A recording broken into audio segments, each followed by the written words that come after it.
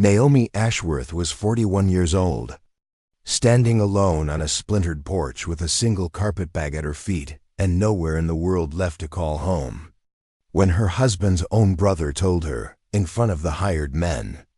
that a woman with no children and no blood claim had no right to the orchard she had tended for 15 years. His name was Barnaby Ashworth, and he had waited only 3 weeks after his brother Thomas's funeral to produce a will, hastily notarized and conveniently silent on any provision for a widow, that handed him the whole of the family's fertile bottomland along Briar Creek. All Naomi had left in the world was $9 folded into a handkerchief, a trunk of clothes, and a stubborn refusal to beg anyone for pity. So when the county auctioneer, more out of obligation than expectation, offered up a forgotten, blighted stretch of orchard on the far side of the valley, an orchard whose trees had been dying by slow inches for 20 years, whose rows stood twisted and gray and fruitless, whose very name most folks in Briar Hollow had stopped bothering to speak, Naomi raised her hand and bought the whole ruined acreage for $7. The men gathered at the courthouse steps laughed outright, certain they had just watched a desperate woman throw away her last coin on dead ground that even weeds seemed to have abandoned. They did not know that tangled deep beneath those dying, twisted roots lay a secret buried by her own father decades before, one that would explain exactly why the orchard had withered in the first place, and would leave the entire valley standing in stunned, grateful silence. Settle in and let us tell you the story of Naomi Ashworth. If you have ever poured your whole heart into something, only to watch someone else try to take it from you, tell us in the comments where you're watching from tonight. Naomi Bracken, for that had been her name before she married, was raised among fruit trees, the way other children were raised among siblings, each one known by name, by temperament, by the particular way its branches leaned toward the morning light. Her father, Elias Bracken, was the finest orchardist Briar Hollow had ever known, a quiet, broad-shouldered man who had come west from Ohio with nothing but a satchel of grafting knives and a conviction, inherited from his own father, that an orchard was not merely a business but a covenant between a family and the ground it stood on.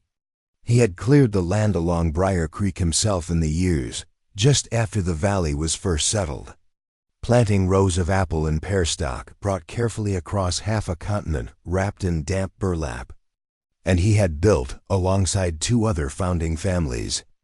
a shared irrigation works fed by a deep natural spring at the valley's northern rise,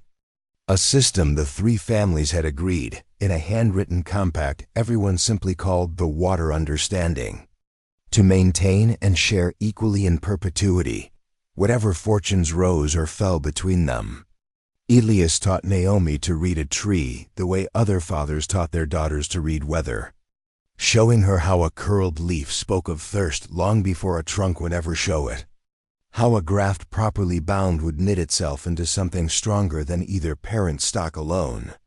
how patience, applied steadily and without complaint, could coax life out of ground that looked, to an untrained eye, like it had nothing left to give. It's not the rain that makes an orchard girl, he used to tell her, turning a scion in his weathered hands. It's whoever's willing to keep watching it when nobody else thinks it's worth the watching. From her mother, Constance, a gentle woman who kept bees along the orchard's southern fence and traded honey for whatever the family lacked, Naomi learned an entirely different patience, the patience of listening, of standing very still near something easily startled until it decided, on its own terms, to trust you. Constance never spoke of the bees as hers to command, only as neighbors deserving of respect. And she taught Naomi to see the whole valley the same way, not a collection of private claims but a single living arrangement, indebted to itself. The Brackens were never wealthy, but they were known, up and down Briar Creek, as a family whose word could be planted like a seed and trusted to grow true. Naomi remembered long autumn evenings when the harvest crews from all 3 founding families would gather at the shared cider press near the spring, cranking the great wheel together while children chased each other barefoot through drifts of apple pumice, and how her father always seemed to know, without being told, which family had had a hard season, quietly sending over a wagon of cider apples or a sack of seed potatoes before anyone had to ask. It was, she came to understand only much later, this very culture of unspoken generosity that made her father's eventual ruin so difficult for the valley to explain to itself, and so easy in the end for one ambitious family to exploit. She was 16 the autumn everything began to change, though she would not understand the shape of it for another 25 years. She remembered her father coming in from the northern rise one evening with mud on his boots and a strange, careful stillness in his face, saying only that he had found the spring running lower than he had ever known it to run, and that he intended to walk the watercourse himself before the week was out to see what might account for it. Within 2 seasons, the bracken orchard, once the most productive stretch of ground in the whole valley, began to falter in ways that made no sense to anyone who did not know to look upstream, rows nearest the creek withering first, then whole blocks going yellow and brittle by midsummer, no matter how faithfully Elias irrigated what water did reach him, as though something below the surface itself had turned against the trees. Old man Ambrose Ashworth, patriarch of the valley's 3rd founding family and father to the boys Thomas and Barnaby, expressed loud and frequent sympathy for his neighbors' troubles at every gathering, all while his own orchard, situated conveniently closer to the spring's source, grew fuller and richer with each passing year that the brackens grew thinner. Elias wrote twice to the county surveyor requesting an inspection of the shared spring works, and twice the matter was quietly set aside, the surveyor being, as it happened, a cousin of Ambrose's wife. He died when Naomi was 19, worn through by 3 failed harvests and a debt he had never in his life expected to carry. And the doctor called it a weakened heart, though Naomi had always privately believed that watching his life's covenant curdle before his eyes had done at least as much damage as any illness. Constance followed him within 2 years, and Naomi, 21 and suddenly alone, married Thomas Ashworth, not for calculation, but for what seemed at the time like a rare and genuine tenderness in a family she had otherwise learned to regard with wary politeness, Thomas being nothing at all like his father or his elder brother, a gentle, soft-spoken man who had always seemed faintly embarrassed by his family's prosperity and had, more than once as a young man, quietly slipped bushels of unsold fruit over the fence to families who could not afford the market price. For 15 years, Naomi gave herself over to steady, unglamorous devotion on the Ashworth land, tending the household books, nursing Thomas's aging mother through her final illness, and asking, in all that time, for nothing beyond the quiet dignity of being useful. She never once learned, because Thomas himself seemed genuinely not to know, exactly what arrangement his father had struck with the spring works decades before, or why the old bracken orchard across the valley had been left to die by degrees while the Ashworth trees grew fat on water that had once, by rights, belonged equally to 3 families. Thomas Ashworth died of a lung fever in the wet spring of 1893, and Barnaby, older by 4 years and long resentful of the tenderness their father had shown his gentler brother, moved with a speed that left the whole valley faintly breathless. Within the month he arrived at the house with a will he claimed their father had drawn up years before, granting the entirety of the Ashworth orchard to the elder son, regardless of any later marriage, and a county clerk conveniently willing to file it without the customary delay. Naomi fought it as far as her limited means allowed, consulting the one honest lawyer left in Briar Hollow, a weary, careful man named Judah Pratt, who told her plainly that a widow with no children of her own blood and a document bearing Ambrose Ashworth's signature stood a thin chance indeed against a judge who owed his own appointment, decades before, to that same family's influence. Barnaby did not merely want the land, He seemed determined to erase every trace that Naomi had ever belonged to it. Having the hired hands haul her mother-in-law's furniture into the yard for a public sale before, Naomi had even finished packing her trunk and telling anyone within earshot that a widow with no children had brought nothing to the marriage worth keeping. Naomi swallowed every reply that rose in her throat,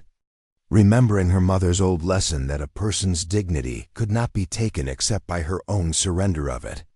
And within weeks she found herself walking off land she had tended for 15 years with nothing to show for it but calloused hands and an unbroken will. She took in mending and kept house for the elderly in town for whatever coin they could spare, watching her small savings dwindle toward nothing, and endured with a numb and steady patience the particular pity the valley reserved for women who had fallen from a respectable house into common labor. Shopkeepers were kind enough but careful, as though her misfortune might prove catching. And more than one family who had once shared cider with her at the harvest press now crossed the street, rather than find words for how much her circumstances had changed.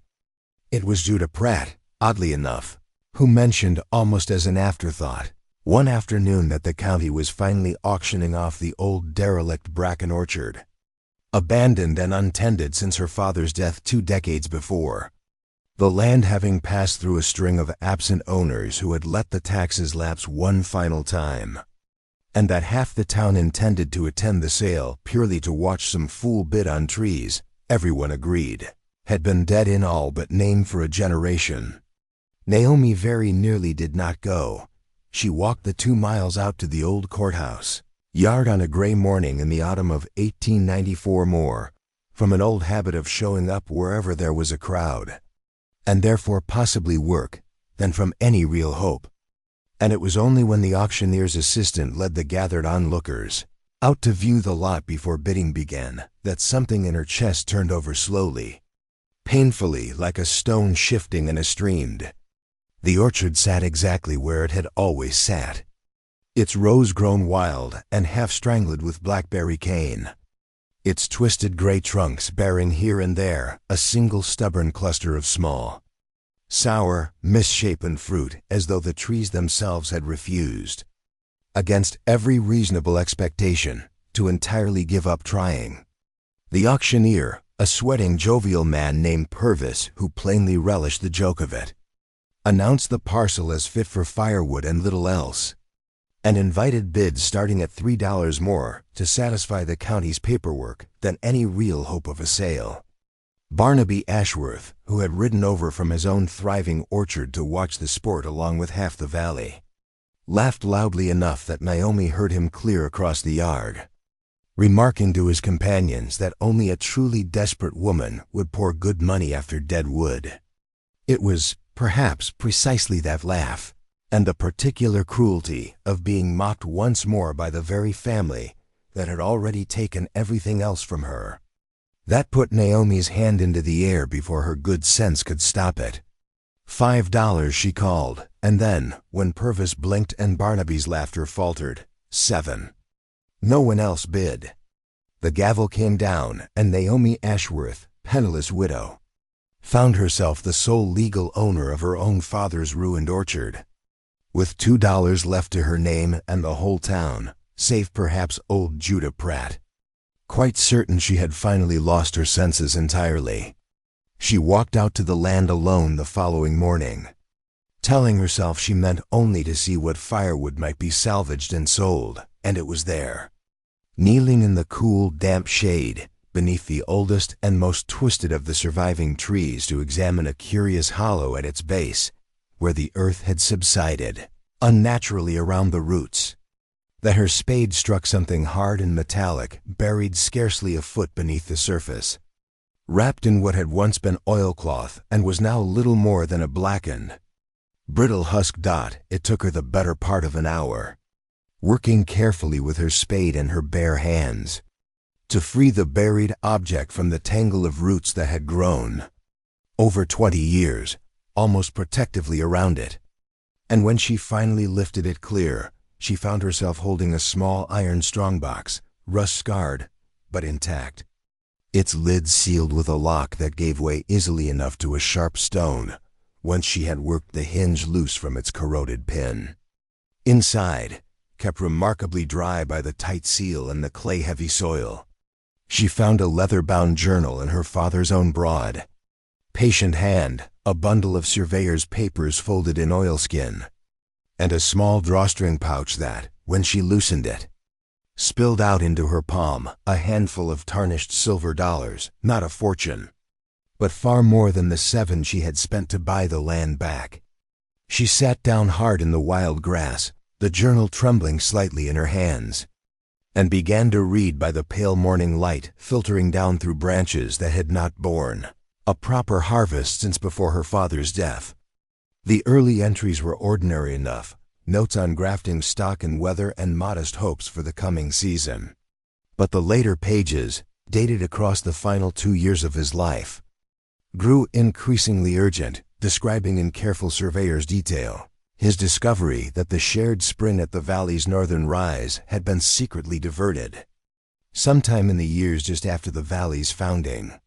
by a stone culvert built without the knowledge or consent of the other 2 families, redirecting nearly half the spring's natural flow into a private cistern serving only Ashworth land. He had traced the diversion himself, he wrote, walking the watercourse on 3 separate occasions and drawing careful measurements, and had confronted Ambrose Ashworth directly, only to be told, in increasingly plain language, that a signed piece of paper from 30 years before meant considerably less than whoever presently controlled the ground the spring rose from. The surveyor's papers folded in oilskin, Naomi realized with a slow, cold clarity, were her father's own independent survey of the spring works, drawn up at his own expense by a land agent from the county seat, proving beyond any reasonable dispute that the original water understanding had granted equal and undiminished flow to all 3 founding families, and that the diversion built beneath Ashworth land violated that agreement entire, beneath the surveyor's papers, wrapped separately in a scrap of blue gingham she recognized, with a breath-stealing jolt, as a remnant of her own mother's sewing basket. Naomi found a single folded letter addressed not to any official, but simply to her, dated only weeks before her father's death, in which Elias Bracken confessed plainly that he feared Ambrose Ashworth had grown desperate enough to do worse than merely deny him water, and that if the letter ever reached her hands, it would mean he had not lived to finish the fight himself. He had buried the Strongbox, he wrote, beneath the oldest tree on the property, the very one his own father had planted the day they first broke ground in the valley, because he trusted that whatever else happened to the orchard, that tree at least would not be dug up or disturbed by anyone who did not already love it enough to kneel beneath it. "Look to the roots when you are ready," he had written, "for I have always believed a family's truest treasure keeps growing long after the world above ground has given up on it." Sitting alone beneath that same twisted, stubborn tree with her father's handwriting trembling in her lap, Naomi Ashworth finally understood, with a grief grown old and quiet and a fury burning new and clean, that the withered orchard she had bought as a widow's foolish gesture, her last $7 against a laughing crowd, was in fact the very ground her father had died defending, and that she now held in her own 2 hands the proof of exactly why these trees, and this valley, had gone thirsty for a generation. She did not sleep that night, turning the problem over with the same patient, unhurried care her mother had once applied to a torn seam, understanding well enough that a dead man's journal and a bundle of old surveyor's papers were on their own only words that a family as entrenched as the Ashworths could dismiss as a grieving widow's forgery or a bitter woman's invention, unless she could bring the physical proof itself into daylight where the whole valley might see it.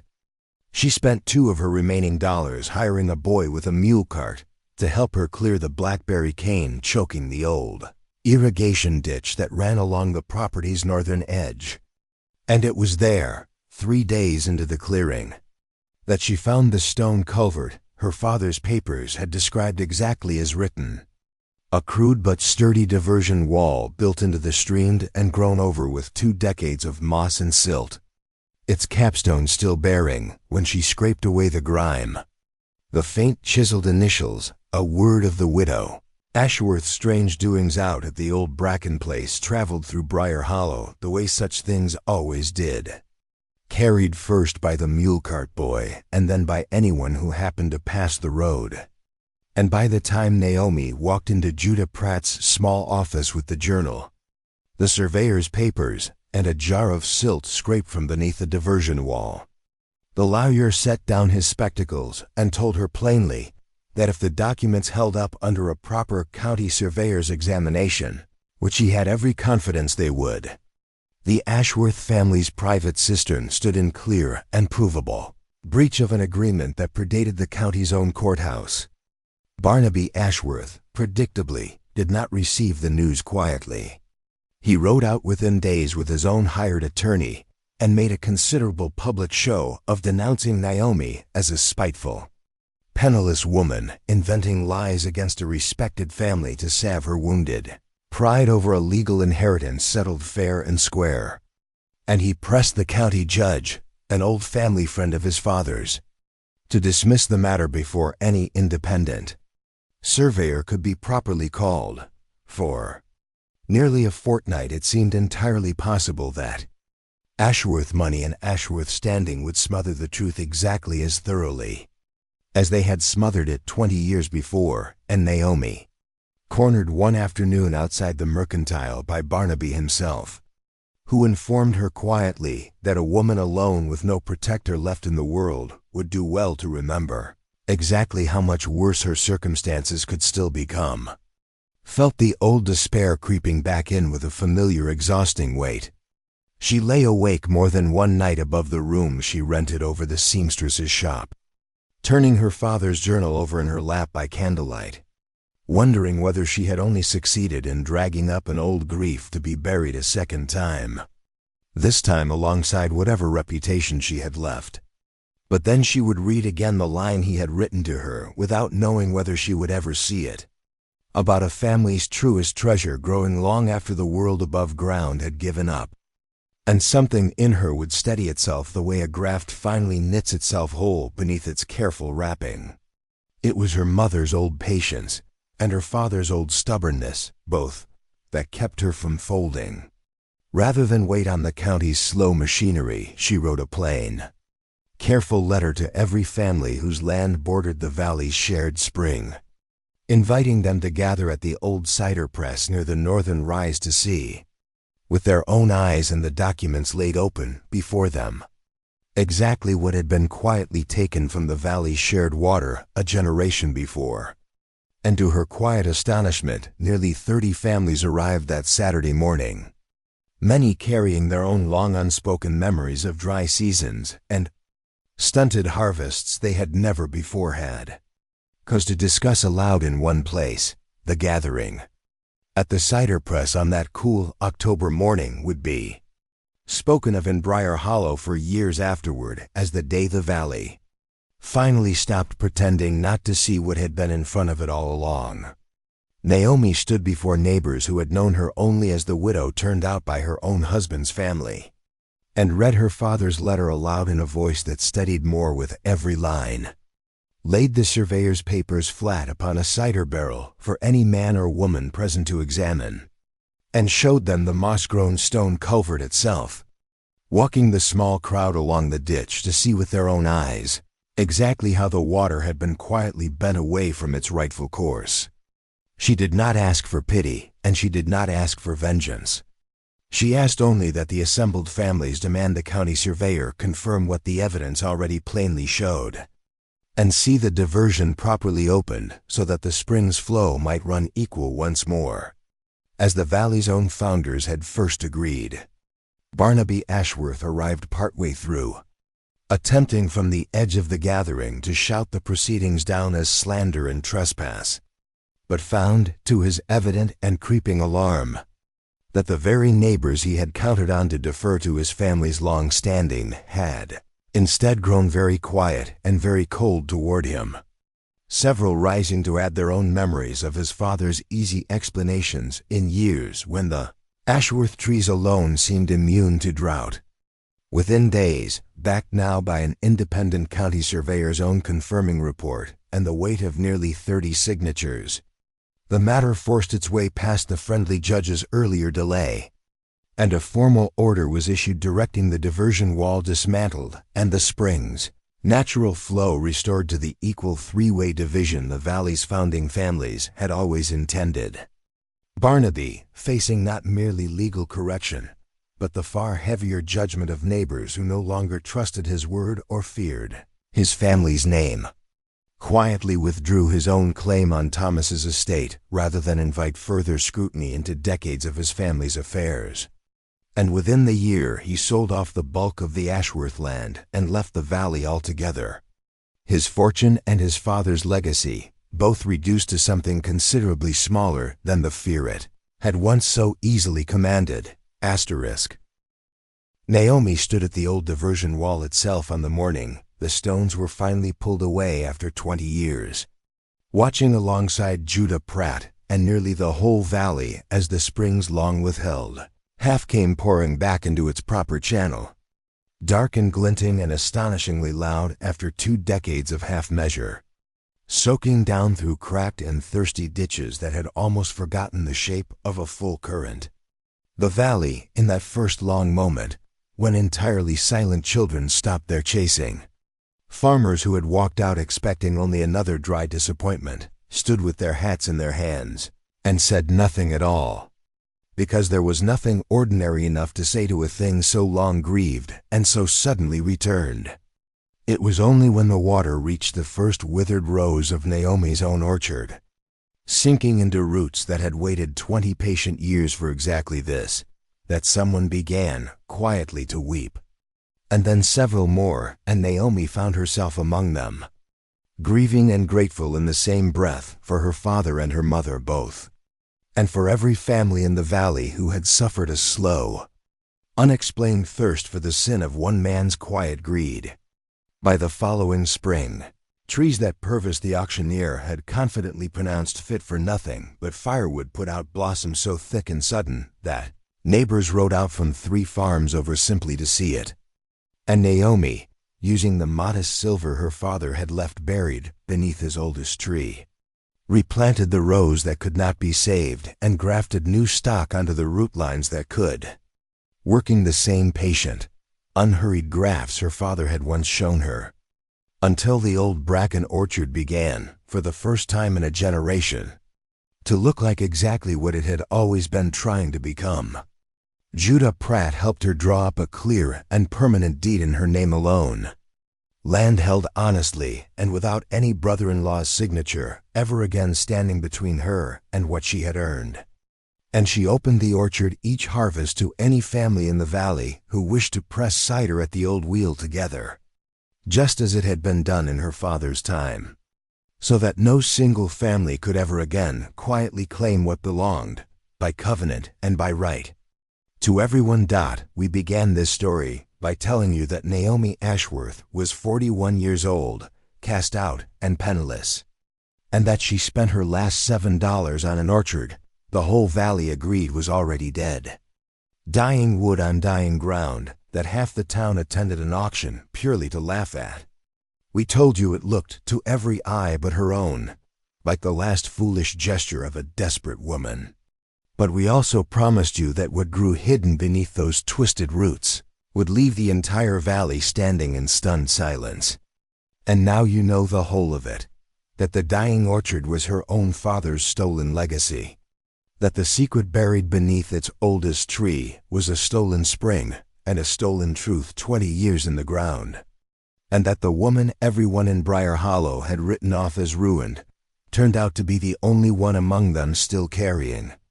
in her own 2 patient hands, exactly what was needed to set the water flowing true again. Naomi never sought Barnaby Ashworth's ruin, only the water that had always rightfully belonged to her neighbors. And in the plain restoration of an old agreement and the quiet withdrawal of a man who could no longer meet his neighbor's eyes, she found something far more lasting than revenge. She proved, as her father always believed, that a family's truest treasure is not what sits above the ground for everyone to admire, but what keeps quietly growing, season after unwatched season, in roots that patient hands refuse to give up on. Thank you, truly, for spending this quiet hour with Naomi Ashworth and the orchard that came back to life along Briar Creek after 20 silent years. If her story moved you, we would be grateful if you would share it with someone who needs reminding that what looks abandoned is not always worthless. And before you go, we would love to know, has there ever been a time in your own life when you found real value in something everyone else had already written off? Tell us in the comments below. Until next time, stay close, *.